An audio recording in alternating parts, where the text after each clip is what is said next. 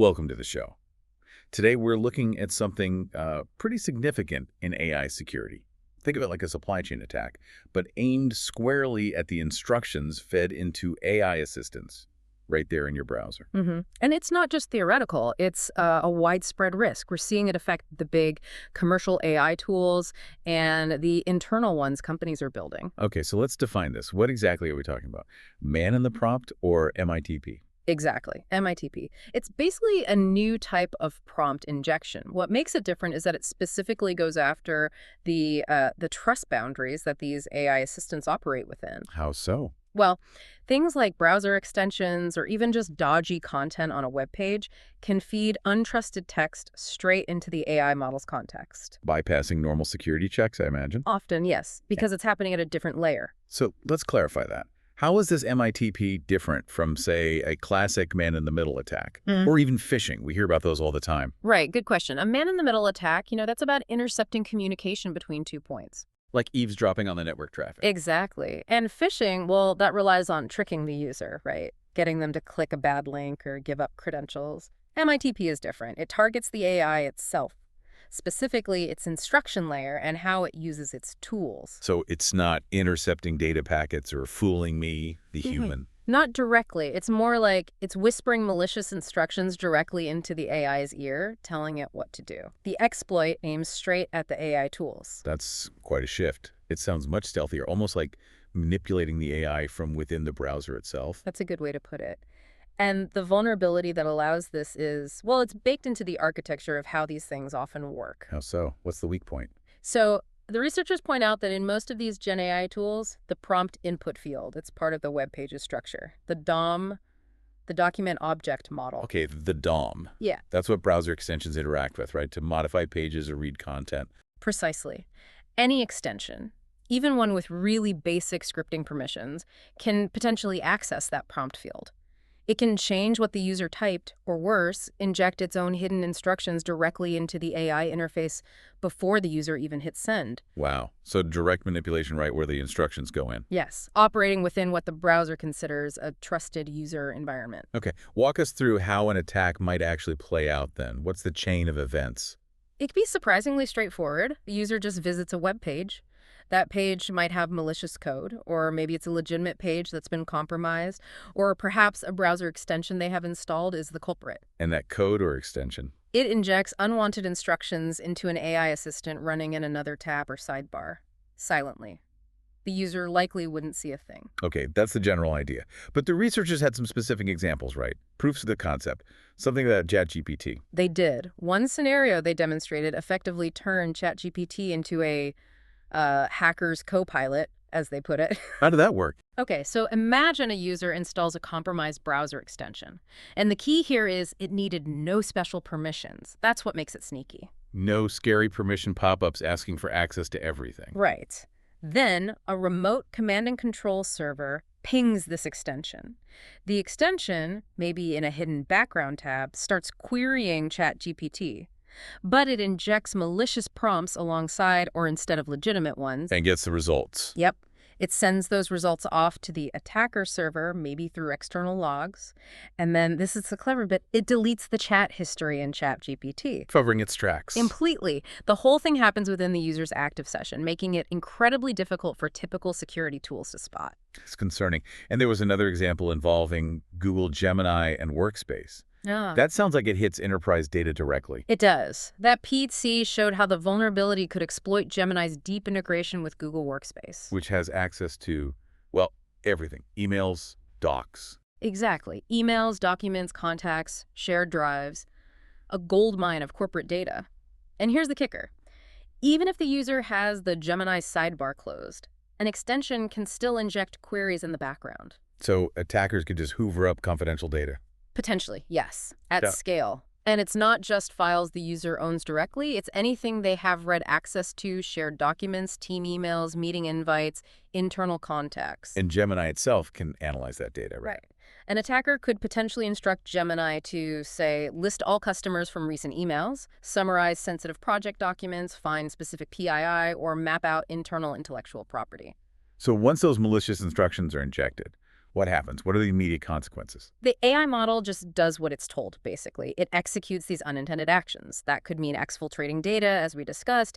It could be replaying stolen credentials. It might involve invoking other tools the AI has access to. Like plugins or APIs? Yes, potentially leading to things like server-side request forgery, or SSRF, where the AI is tricked into making requests to internal systems or other sensitive endpoints on the attacker's behalf. And can the attackers stick around, gain persistence? They can try. Maybe through stored chat sessions that contain malicious instructions, session cookies, access tokens grabbed during the attack, or just the permissions of the malicious extension itself. Okay, so this isn't just a lab experiment. What's the real-world picture? How big is this risk? It's massive. The research suggests it could affect billions of users. They estimate something like 99% of enterprises are potentially vulnerable because they use these tools and allow extensions. That's almost everyone. Pretty much. And it's starting to get noticed. Dark Reading covered it, cybersecuritynews.com too. It's moving into the mainstream security conversation. In LayerX itself, they published some findings from their own work, looking at specific tools. Yeah, their blog post detailed some observations. They tested the major commercial LLMs and found them all vulnerable to this kind of DOM-level injection. Which ones specifically? Let's see. ChatGPT, which gets billions of visits. Gemini, Copilot, Claude, even DeepSeek, the most popular ones. This is platform agnostic, essentially. It seems to be, yes. The common thread is that browser extensions, even low-privilege ones, can access the DOM and inject prompts. And critically, your standard security stack things like CASBs, secure web gateways, even many DLP solutions, they often don't see these interactions happening within the DOM. They're looking at network traffic or maybe application APIs, but not this specific in-browser manipulation. Exactly. There's a visibility gap. And that's how these LLMs can be turned into those hacking copilots we mentioned, stealing sensitive company data without triggering traditional alarms. Okay, let's dig into the threat model for enterprises then. What specific assets are most at risk here? Well, the list is pretty long. You've got access tokens, obviously, sensitive data stored in SaaS applications, access to internal endpoints via the AI's tools.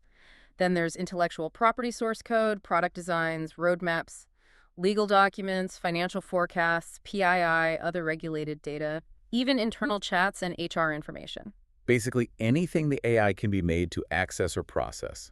Pretty much. And the trust boundaries being exploited are primarily the DOM, the extensions, and what else? The DOM and extensions are key, but also the retrieval sources used by internal LLMs. Yeah. If an LLM is pulling data from internal sources to answer questions, compromising the prompt could potentially manipulate what data it retrieves or how it interprets it. Right, and the attacker's goals, beyond just grabbing data. IP theft is a big one, causing regulatory exposure. Think GDPR, HTTP, SOX violations of sensitive data leaks, and just generally eroding trust in the internal AI tools people are starting to rely on. What's the likely blast radius if an attacker successfully uses MITP inside a company? It could be significant. A single compromised browser running on a legitimate, trusted employee machine could become a gateway for an attacker to siphon off really valuable knowledge assets, using the AI as their unwitting accomplice. You mentioned internal LLMs. Why are they particularly vulnerable? Some might think they're safer because they're, inside the firewall. That's often a dangerous assumption. Internal models frequently assume the user is trusted. They might not be hardened against adversarial inputs or this kind of silent, automated querying via extensions. They expect friendly usage. Kind of, yeah. They might allow very broad, unrestricted queries. And the perception of safety just because it's on the internal network is misleading here. Because again, traditional network security tools have zero visibility into this DOM-level prompt manipulation happening right inside the browser. That's the blind spot. This really does feel like it demands a new way of thinking about security, shifting focus into the browser itself. Absolutely. The researchers stress that organizations need to move beyond just application-level controls and start inspecting in-browser behavior in real time. So what can blue teams actually do? What are the detection and mitigation strategies? Let's start with the browser and extensions. Okay, on the browser front, definitely enforce least privilege for extensions. Don't let them grab permissions they don't need. Implement strict block lists, or even better, allow lists for extensions.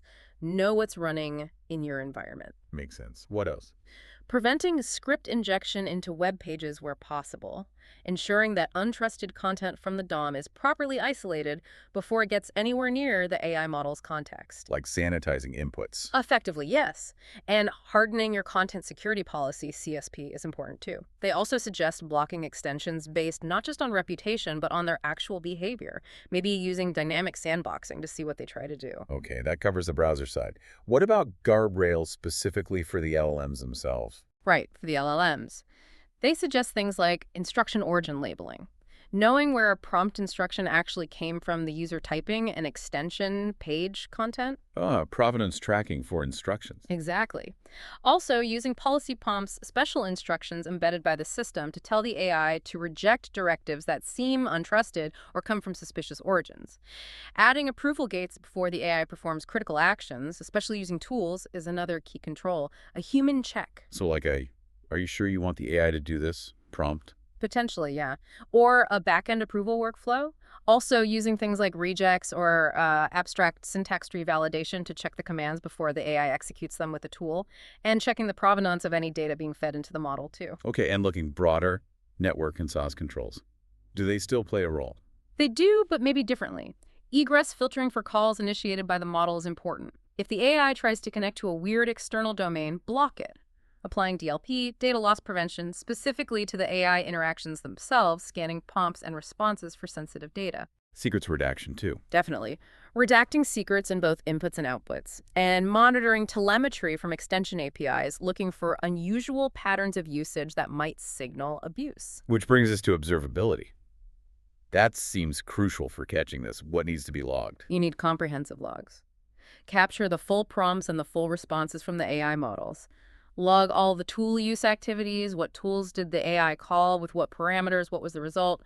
Record browser extension events if you can. And then correlate all that data. Yes. Look for anomalies. Sudden bursts of the AI using multiple tools, connections being made to unusual domains, weird patterns in the prompts themselves. Those are potential indicators of an MITP attack. Okay, one last area. User workflow design. Can security be built in there? Yes, definitely. Things like safe rendering of page content before it's included in the AI's context buffer, requiring explicit user confirmation for high-risk actions initiated by the AI, that approval gate idea again, and maintaining really strict allowance for retrieval sources, controlling precisely what internal data stores the AI is allowed to query. That limits the potential damage if a prompt injection does occur. This is a lot to take in, but it paints a clear picture of the risk and the necessary countermeasures. For the practitioners listening, what are the immediate, actionable steps they should consider taking, say, this week? Okay, a quick checklist. First, audit your browser extensions. Know what's deployed across the enterprise. Get an inventory. Right. Step 1, visibility. Second, instrument your model and tool logs. Start capturing that detailed AI interaction data now. You can't detect what you can't see. Get the data flowing. Okay. Third, add approval gates, even simple ones, for high-risk AI tool usage in your key workflows. Introduce that human check. Put a speed bump in place for sensitive actions. Got it. Fourth, test your current controls.